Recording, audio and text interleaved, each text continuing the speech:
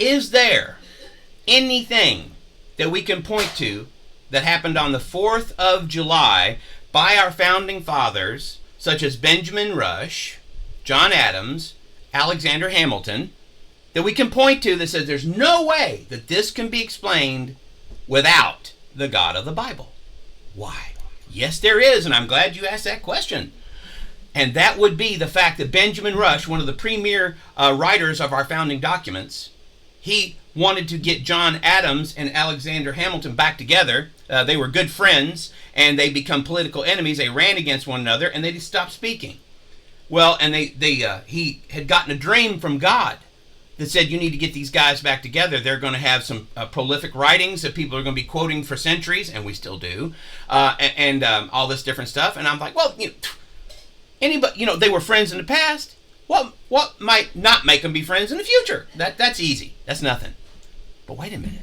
What can you not explain? The fact that Benjamin Rush wrote a letter, I think it was to John Adams, and in that letter he said, he detailed the dream. He said, God has just updated my dream.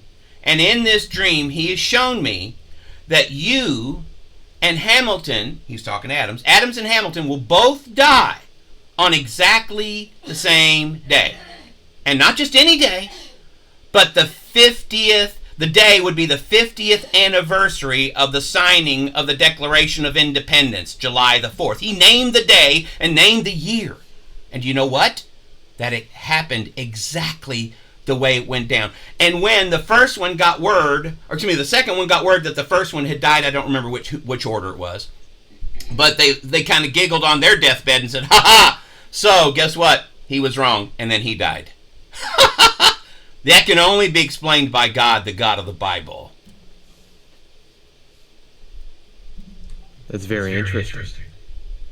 Have you ever heard that in a public school? No, not at all. You would not learn that in a public school. I'm pretty sure you wouldn't. That's exactly right. And it's sad, too. Because, again, this is our history. There's also the history of Bulletproof George Washington, but nobody knows that one either. And how the great chief that had to come and honor the great white warrior that could not die in battle. Because he was wearing a bright coat on top of a horse, and he's leading everybody, and the one chief says, kill that one, they're all scatter. All of his warriors, 17, 20 times, couldn't hit him. Shot horses out from under him, bullet holes through his coat. He's brushing pieces of lead out of his hair. That's Bulletproof George Washington. And that's Providence.